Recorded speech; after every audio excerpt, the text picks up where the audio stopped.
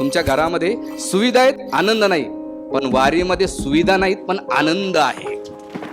जो पुंडलिकाचं दर्शन घेतो, चंद्रभागाचं स्नान करतो, पांडुरंगाचं दर्शन घेतो, त्या जन्ममृत्यूच्या यारझारापासून वाचतो. आईला निरंतर हट्टाने सांगायचे, अगं आई मला नाही का महाराजांच्या कीर्तनाला घेऊन जाशील. आणि आई म्हणायची, अरे बाळा मी एक तो वृद्ध आहे आणि तू 22 वर्षाचा आहे, तुझं वजन मला झेपवत नाही. भानुदास महाराजाचं कीर्तन ऐकलं, त्यांच्या मुखामध्ये 2च शब्द असायचे, पांडुरंग विठ्ठल विठ्ठल. असं म्हणून टहा फोडायचे, पांडुरंगा मला दर्शन देशील. तर भानुदास महाराज म्हणतात, अरे बाळा तुझं शरीर तू चालू शकशील का, कोण घेऊन जाईल, त्यामुळे तू इथेच हरी हरी भजन करीत राहा, पांडुरंग तुला इथं दर्शन देईल. कुरुमदासाच्या शरीरातून रक्त बंबाळ, रक्ताच्या धारा, जमिनीमध्ये सगळीकडे रक्त दिसत होतं. भगवंत रुक्मिणीला म्हणतात, आता तू वारीस सांभाळ. कुरुमदासाला भेटायला येतो, भेटायला जातात भगवंत, लहुळला येतात. आणि लहुळला आल्यानंतर जसं कुरुमदासाला पाहतात आणि कुरुमदास पांडुरंगाला पाहतात, कुरुमदासाच्या डोळ्यातून अश्रूच्या धारा वाहू लागल्या. म्हणून सुख विकत घेता येत नाही आणि दुःख विकता येत नाही. आणि दुःखाची किती जाहिरात केली तर गिरायक भेटत नाही. पांडुरंग आषाढी कार्तिके सोडून नाही का तिथे येतात लहुळमध्ये, का केवळ भक्तासाठी. जसं जसं पांडुरंगाकडे जात होतं तसं तसं वाटत पुन्हा कधी येणार नाही पंढरपूरला, कधीच जाणार नाही. पण तुम्हाला सांगतो त्याच्यानंतर पांडुरंगाचं दर्शन कसं झालं माहिती का, त्या माणसानं दर्शन घेऊच तर बाहेर फेकलं बी, देव कुठं गायब झालं. अशी भक्ती करा, अशी भक्ती करा, अशी सेवा करा की भगवंताने तुम्हाला पाहिलं पाहिजे.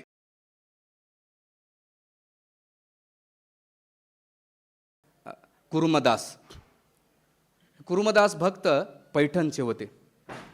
आणि कुरुमदास जन्मातच नाही का त्यांचं गुडघ्यापासून पाय नव्हते आणि कोपरापासून त्यांचे हात नसायचे.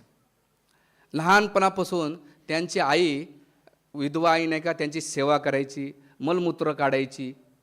आणि कुठे जायचं असेल तर कुरुमदासाला पाठीवर घेऊन जायची. आणि कुरुमदास असं करता करता 20-22 वर्षे झाले होते कुरुमदासाला.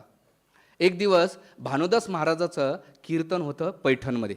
आता भानुदास महाराज कोण, एकनाथ महाराजांचे पंजोबा. आणि पांडुरंगाच्या भक्तीचं महिमाचं वर्णन एवढं वर्णन करू लागले.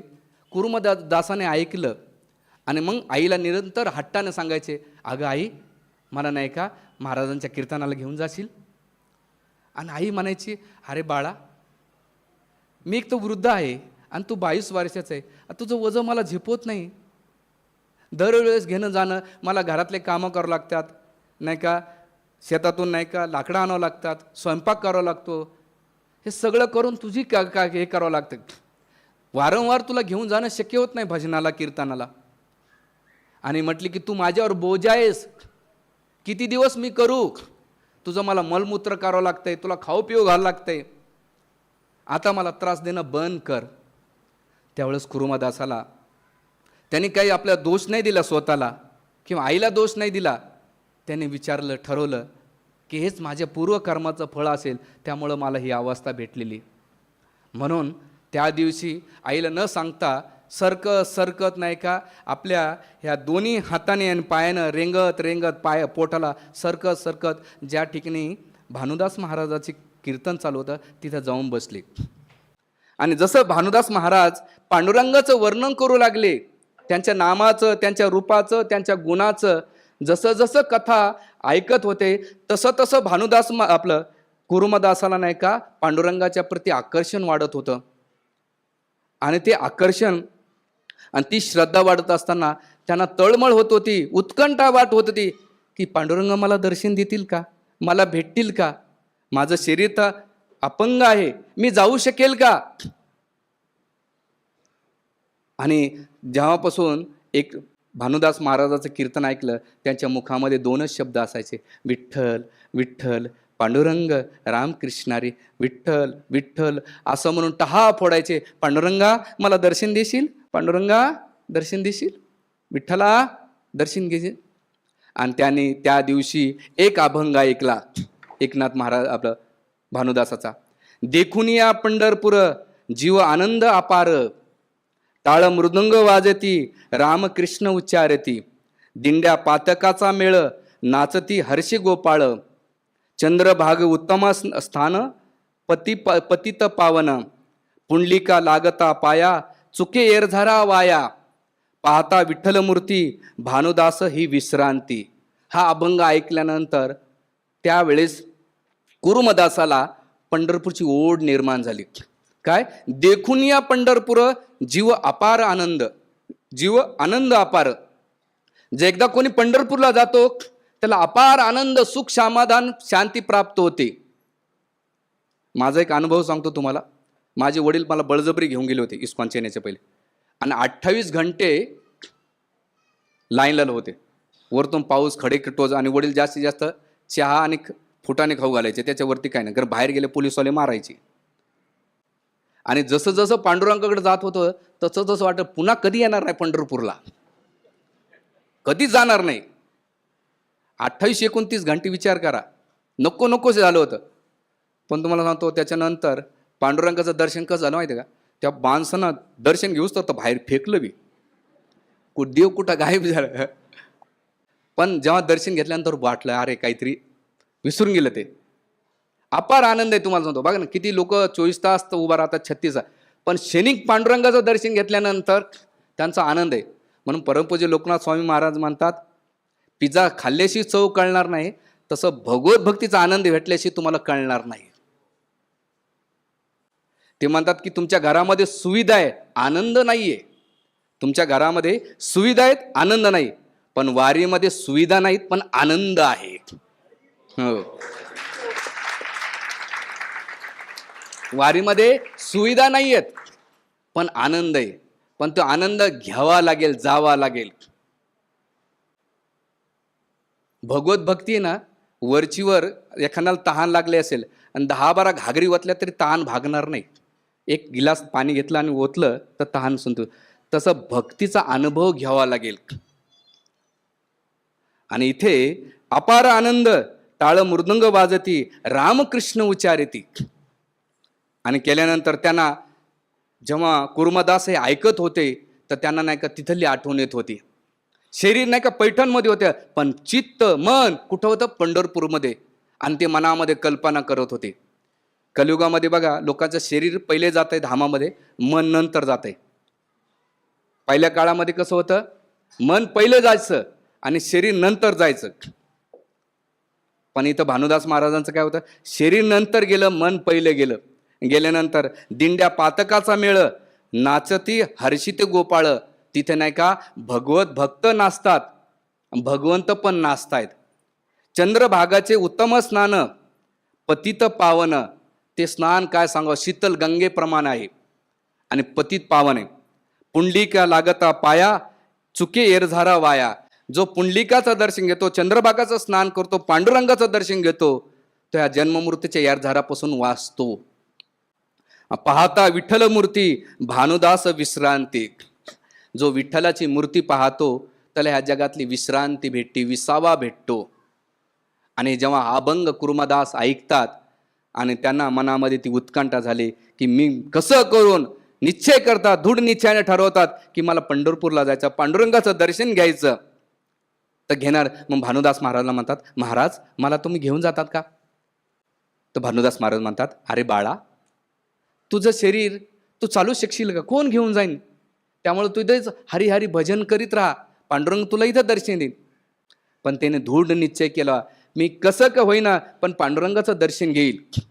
आणि मग त्यावेळेस वारीला निघाले. कार्तिकी वारी होती, आषाढी नाही, कार्तिकी वारी होती. आणि मग भानुदास महाराज फरफडत जमिनीवर निघायचे आणि पोटाला, हाताला नाही का खडे टोचायचे, काटे टोचायचे, रक्त बंबाळ व्हायचे. आणि त्या उत्कंठेने शरीराच्या वेदना सरकत सरकत, आता विचार करा, एक कोपर निघून गेले आणि हात निघून गेल्या, शरीर काय राहतंय? धडच राहतंय. फरफडत जात असतात. आणि गेल्यानंतर ते सगळे वैष्णव रात्रीचे झोपायचे आणि कुर्मदास नाईक रात्रीचं काय करायचे? पुढच्या गावात जायचे आणि पुढच्या गावातल्या लोकांना बोलवायचे, भानुदास महाराज येत आहेत, वैष्णव येत आहेत, वारकरी येत आहेत, त्यांच्या भोजनाची तयारी करा. मग कोणी भाकरी आणायचं, कोणी पिठलं आणायचं, कोणी कालवण आणायचं, कोणी ठेसा आणायचं. आणि ती येण्याच्या पहिले नाही का त्या सगळ्या वैष्णवांसाठी नाही का ती मेजवानी करायची. आणि वैष्णव जेवूस तर नाही का भानुदास पुन्हा आपलं कुर्मदास नाही का पुन्हा प्रवासाला लागायचे. असं करता करता कुर्मदासाच्या शरीरातून रक्त बंबाळ, रक्ताच्या धारा, जमिनीमध्ये सगळीकडे रक्त दिसत होतं. पण कुठेही त्यांनी नाही केवळ नाही का पुढे जाऊन नाही का सगळे वैष्णव येतील आणि त्यांच्या भोजनाची सेवा होईल यासाठी नाही का ते दिवस रात्र चालायचे. असं करता करता तिथं रस्त्यामध्ये नाही का सावळाराम खिस्ती नावाचा एक व्यापाऱ्यानं कुर्मदासाला पाहिलं आणि कुर्मदासाची अवस्था पाहिल्यानंतर त्याचं हृदय द्रवित झालं. त्याने आपल्या जी झोळी होती त्यातून काही औषधं काढले, वनस्पती काढले आणि कुर्मदासाची जिथे जिथे जखम झालेली आहे पोटाला, मांड्यांना, हातांना, डोक्यांना सगळं रक्त बंबाळ झाले. आणि हे सावळीराम खिस्ती काय करतात, प्रेमानं नाही का पाणी घेतात, ते पहिले पुसून घेतात, पाणी पाजतात कुर्मदासाला आणि ते मलम त्या औषधाचा मलम करून नाही का कुर्मदासाला लावतात. कुर्मदासाला जसा स्पर्श होतो ती शीतलता, तो आनंद प्राप्त होतो. त्यावेळेस कुर्मदासाला वाटायचं हे कोणी साधारण नाहीये, यांचा परिचय काय माहीत नाहीये. आणि मग विचारल्यानंतर सांगत नसायचे. ते दिवसा नाही का गायब व्हायचे, रात्रीचे पुन्हा भेटायला यायचे. असं करता करता कुर्मदास लहुळला पोहोचले, जे सोलापूरच्या जिल्ह्यामध्ये 21 किलोमीटर पंढरपूरच्या पहिले पोहोचले. आणि पोहोचल्यानंतर त्यांच्या शरीरामध्ये अजिबात ताकद नव्हती. आणि रस्त्यामध्ये भानुदास महाराज आले. त्यांनी पाहिलं रस्त्यामध्ये सगळे रक्ताचे डाग आहेत, सगळे रक्त सांडलेले, कोणाचं आहे. बघतात भानुदास महाराज की कुर्मदासाचे नाही का रक्ताचे डाग आहेत. म्हणते अरे कुर्मदास, हे तू काय केलंस? म्हणे महाराज, माझ्या जीवनातली एकच इच्छा आहे, एकच आकांक्षा आहे, मी पांडुरंगाचं दर्शन कधी घेईन. माझ्या जीवनाची सफलता, परिपूर्णता इथंच आहे. भानुदास महाराज म्हणतात अरे कुर्मदास, एवढं त्रास नको घेऊ रे, आता तू थोडंच राहिलंय. तर कुर्मदास म्हणतात की महाराज, आता माझ्या शरीरामध्ये अजिबात ताकद नाही की मी पांडुरंगाचं दर्शन घेईन. आता मी इथंच राहतो. पण एक गोष्ट करा, तुम्ही जेव्हा पांडुरंगाकडे जाताना पांडुरंगाला माझा एवढा निरोप द्या की तुमचा एक सेवक तुमच्या दर्शनाची वाट बघतोय.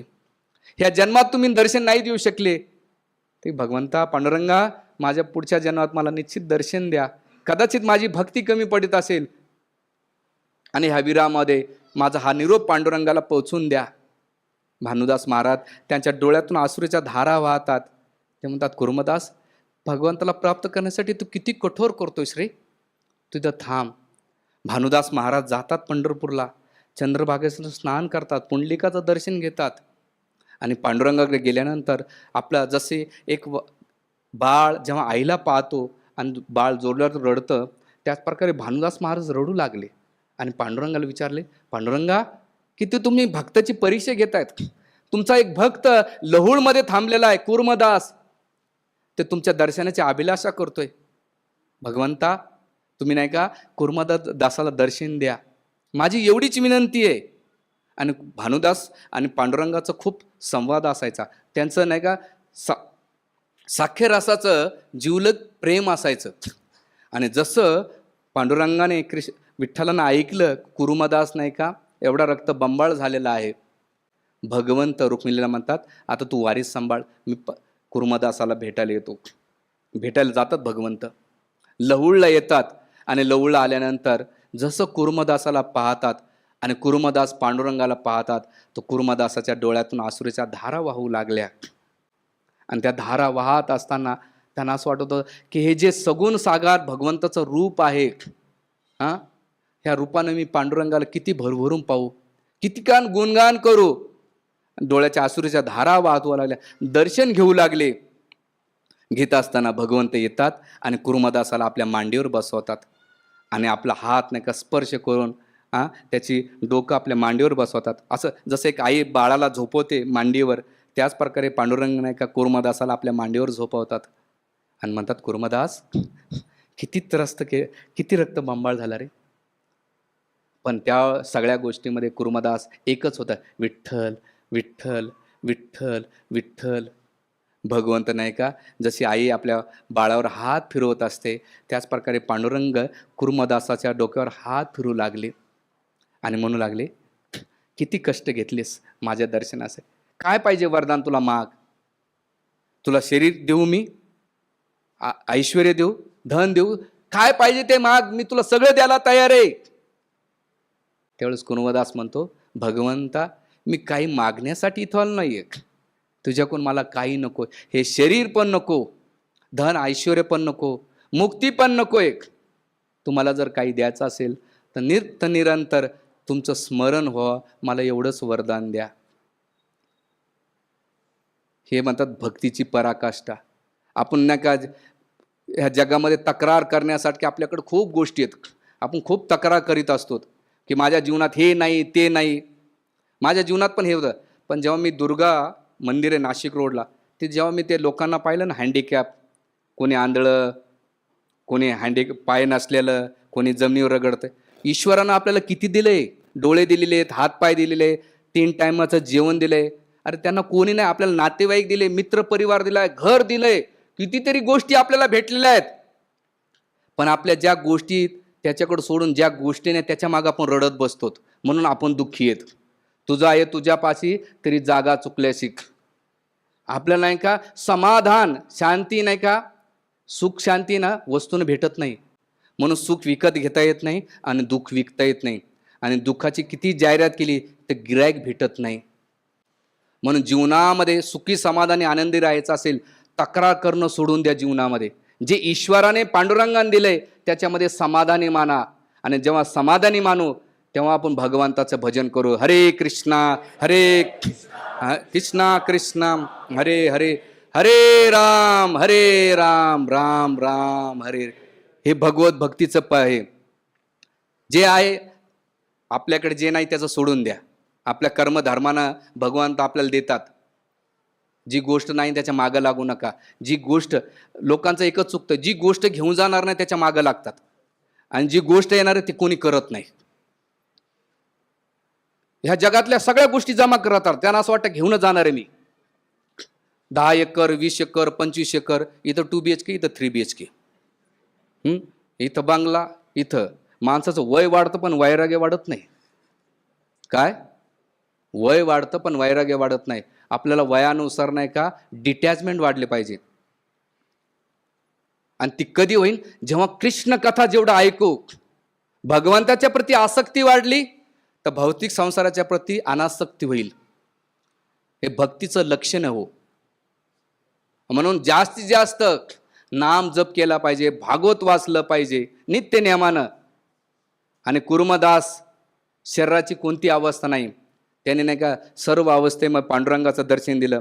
आणि दिल्यानंतर आज बी तुम्ही लहुळला जातान तर तिथे गेल्यानंतर आज पांडुरंग नाही का आषाढीला मोठी यात्रा भरते. पांडुरंग आषाढी कार्तिकी सोडून नाही का तिथे येतात लहुळमध्ये. का? केवळ भक्तासाठी. म्हणून भक्तिसिद्धार्थ ठाकूर महाराज म्हणतात, भगवंताला पाहण्याचा प्रयत्न नका करू, भगवंत कधी दिसणार नाही. अशी भक्ती करा, अशी भक्ती करा, अशी सेवा करा की भगवंताने तुम्हाला पाहिलं पाहिजे. भगवंताने तुम्हाला पाहिलं पाहिजे, भगवंत आले पाहिजे, अशी भक्ती. आणि मग इथे कुर्मदासाचं दर्शन दिल्यानंतर भगवंत जातात.